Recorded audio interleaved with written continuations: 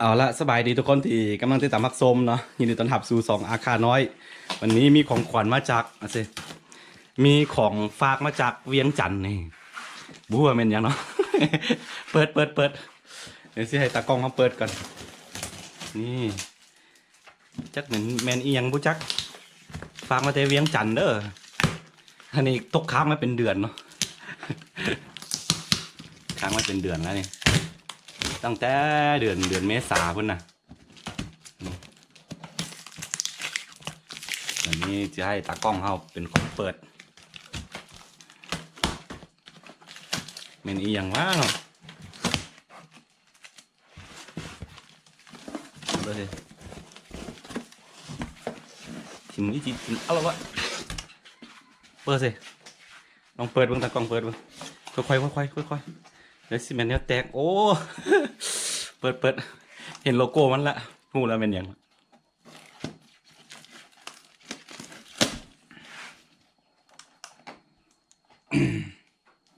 มันอันนี้สั่งไว้แต่เดือนเมษาบ่เนาะไทยเดือนเมษานี่แหละแต่พอดีทึกสวงโควิดแล้วก็ตกค้างไว้เป็นไปใส่มาใส่บ่ได้ยกออกมาไอ้ยะก็ดีๆเดี๋ยวจะ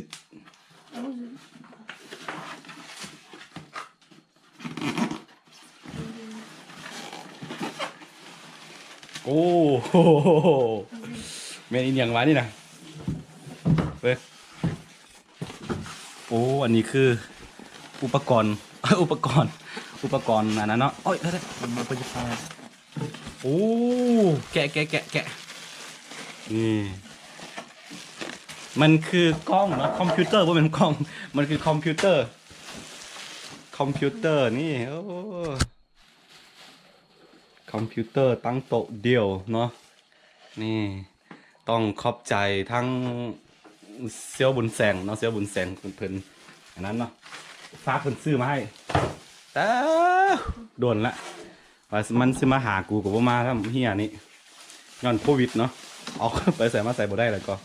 ตกค้างไว้เมื่อวานนี่เขาฝากกลับมา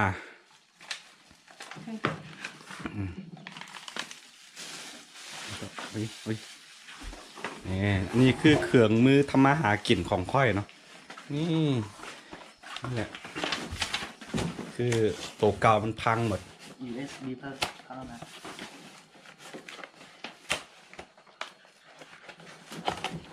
หลายคนก็เห็น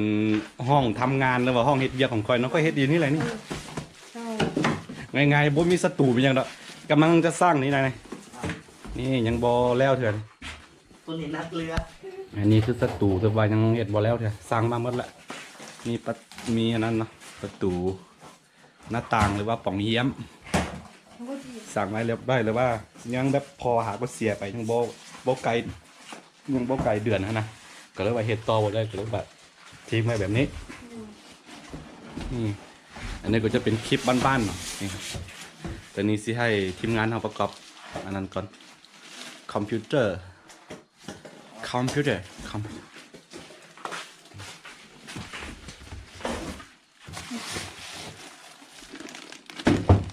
มาจากน้ำผักน้ำแห้งของค่อยเองใช่มันง่ายจังอย่าบัดทุ่งหรอ มาให้เมียแต่ คือว่ามึงอะชอบคือบัดดุคือต้องจะมีภาษาอาขาปนเนาะตัวนี้เนาะนี่จะเป็นคลิปบ้านๆว่าคือเบื้องหลังการไทยคลิปเบื้องหลังการตัดต่อมันจะเป็นแนวใดของค่อยฮะนะอุปกรณ์ตัวนี้แหละคือที่ค่อยใส่ในการตัดต่อตัวบุจิมึงอะใช่แหละ อะไรนะ ม มาให้เป็นผู้จัดการสิจวด เนี่ยเอา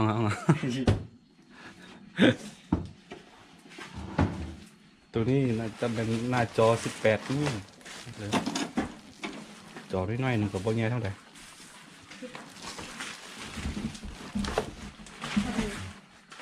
ก็เก้าที่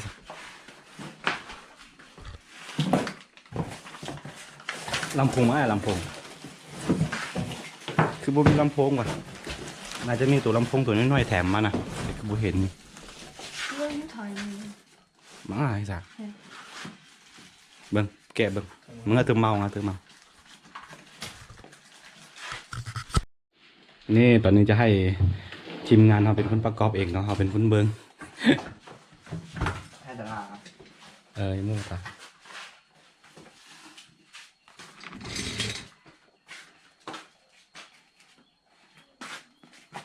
เอาไปยังไง คือสมัยนี้อันนั้นเนาะ ห้องนั้นก็โยน โลกอันนั้นเนาะเป็นยุคดิจิตอลนะถึงว่าเขาจะอยู่บ้านนอกบ้านนาต้องใส่ให้เป็นเครื่องมือทำมาหากิน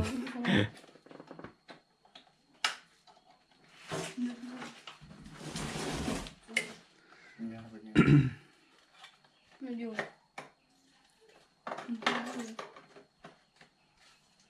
ตัวฮัลโหล คือซื้อมาครับเผื่อเด็กน้อยว่าตัดต่อเนาะเพราะว่าครับเป็นคนเฮ็ดเองทุกอย่างนะเฮ็ดคลิปนะเฮ็ดเองทุกอย่างมีแต่นี่แหละตากล้องเป็นคนสวยทายให้แล้วก็ทุกอย่างตัดต่อเองเฮ็ดเองหมัดนะนี่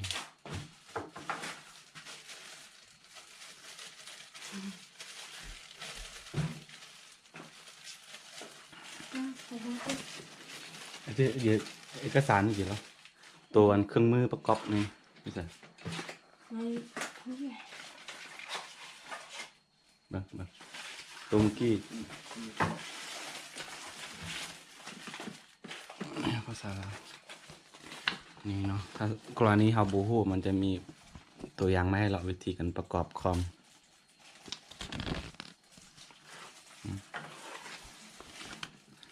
เมื่อก่อนใส่แบบโน้ตบุ๊กธรรมดาตัดต่อตอนนี้ก็จะใส่ตัวนี้นะถ้าเยอะขึ้นมาแล้วแต่ก็เยอะกว่าเมาส์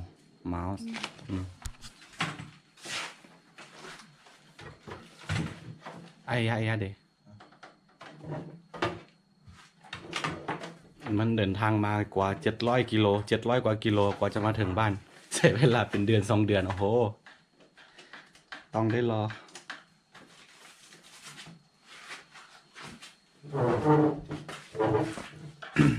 คือสิบูมี่มีอย่างไรเราคลิปนี่เนาะหลังรีวิวให้เบิ้งว่าแบบเบิ้งหลังกันเฮ็ดทำงานของค่อยนะมันเป็นแบบนี้นะนี่ก็จะเป็นอุปกรณ์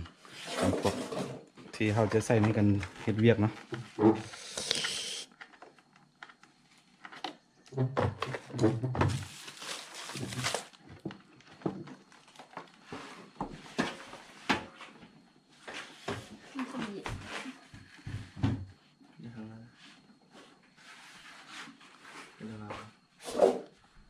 มือของเรามันก็จะสะดวกขึ้นนิดนึง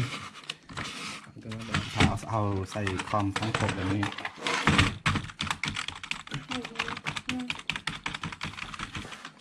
เดี๋ยวเราจะประกอบให้มันสมบูรณ์แล้วก็จะถ่ายรีวิวอีกทีหนึงเดี๋ยวและนี่คือห้องทำงานหรือว่าห้องเฮ็ดเวียกของค่อยเนาะตอนนี้เราจะไปประกอบคอมเป็นที่เรียบร้อยแล้วคือเมื่อก่อนการทำงานของค่อยคือจะใช้โน้ตบุ๊กเนาะจะใช้โน้ตบุ๊กแต่ว่าตอนนี้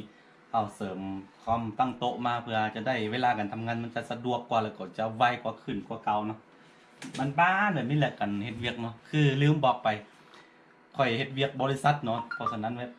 หลังจากที่เวลาว่างๆข้อยก็จะไปถ่ายคลิปอย่างที่ผู้เจ้าได้เห็นนั่นแหละเพราะฉะนั้นค่อยจะเอาตัวนี้เนาะมาตัดต่อมีหยังมาทำงานเวลาถ่ายคลิปเนาะหรือว่าเฮ็ดเอกสารมีหยังกันนะค่อยเฮ็ดเวียกบริษัทแห่งหนึ่งผ่านออนไลน์คือกันเนาะเพราะฉะนั้นค่อยต้องอยู่บ้านแบบนี้เฮ็ดเวียกแบบนี้สมัยนี้แบบสมัยนี้มันแบบว่าบ่ว่าจะอยู่บ้านนอกบ้านนาน่ะแบบโลกอันนั้นเนาะดิจิตอลมันเข้าถึงบ่ว่าอินเทอร์เน็ตมันยังเข้าถึงบ้านอยู่แล้วเนาะการเฮ็ดเวียกบ่จำเป็นต้องไปแบบออฟฟิศมันหยังนะอยู่บ้านเฮ็ดได้สบายเลยขอเพียงแต่ว่าขอให้เฮามีความสามารถเนาะแต่ว่าก่อนอื่นสิขอบใจพี่ๆน้องๆทุกคนที่คอยซัพพอร์ตเนาะคอยให้กำลังใจกันคอยติดตามเบิ่งซองอาคารน้อยมานำกันตลอดเนาะขอบใจอีกครั้งแล้วก็ถ้าบ่มีพี่ๆน้องๆทุกคนที่เข้ามาเบิ่งซองอาคารน้อยเนาะอันนี้ก็บ่ได้กันเนาะอันนี้ก็เอาเงินมาจากที่รายได้จาก YouTube อะไรเนาะอาจจะบ่หลายเนาะมันจะบ่หลายคือว่ามันเฮาก็เอาตัวรายได้จากตรงนั้นนะมาซื้อมาต่อยอดเพื่อให้ซองของเฮานี่พัฒนาแบบไปไกลกว่านี้ตื่มเนาะ ต้องขอบใจหลายๆเนาะบ่ว่าพี่น้องโดยเฉพาะมันแบบพี่น้องฟังไทยเนาะพี่น้องฟังไทยแล้วก็พี่น้องคนไทยคนลาวที่อยู่อันนั้นเนาะสหรัฐอเมริกาเนาะเบิ่งหลายเหมือนกันอันพิเศษสุดก็เป็นพี่น้องคนไทยเท่านั้นแหละประมาณ 70%เนาะเป็นคนไทยที่เบิ่งซองอาคารน้อยแล้วก็ถัดมาก็เป็นอันนั้นเนาะอเมริกาอาจจะเป็นพี่น้องคนลาวคนไทยที่อยู่แคลิฟอร์เนียบ่มินนิโซตาบ่หรือว่าโอ้หลายรัฐเนาะที่เข้ามาเบิ่ง FC อยู่หลายๆคนอยู่แล้วก็เกาหลีใต้เนาะเกาหลีใต้ก็ส่วนหลายก็จะเป็นคนพี่น้องคนไทยเฮานี่แหละที่ไปทำงาน แล้วก็ไต้หวัน แล้วก็เวียดนามได้เวียดนามก็จะมีน้องๆเพื่อนๆหลายๆคนเนาะอยู่หั่นแดแล้วก็คนลาวเฮานี่ส่วนหลายก็บ่ค่อยได้เบิ่งอันนี้ก็น่าเศร้าเหมือนกันเป็นคนลาวกันด้วยกันแท้ๆก็บ่ค่อยเบิ่งกัน บ่ค่อยนิยมเบิ่งคนลาวกันนะคนลาวเบิ่ง2ราคาน้อยมีเพียง 2.7% เนาะอันนี้ก็ถ้าเทียบกับประเทศอื่นก็จะน้อยกว่าเนาะอาจเป็นเพราะว่าแบบรายการที่ค่อยไทยนะอาจจะเป็นแบบชีวิตประจำวันที่เขาเห็นอยู่แล้วเขาก็เลยว่าบ่ค่อยสนใจเนาะแต่ว่าอย่างเช่นพี่น้องที่อยู่อเมริกาบ่พี่น้องคนไทยบ่เนาะแบบวิถีชีวิตบ้านๆแบบนี้ก็มันจะหายไปแล้วเนาะเพราะว่าเหมือนกับถ้าจะเว้าไปง่ายๆก็คือเหมือนกับว่าสังคมไทยประมาณย้อนกลับไปประมาณ40ปี30ปีที่แล้วเนาะในปัจจุบันอยู่ลาวมันเป็นแบบนี้เนาะใช้ชีวิตแบบซ่าๆง่ายๆบ้านๆน่ะยังบ่ทันเจริญเนาะเป็นแบบมันนอกมันนาแหละ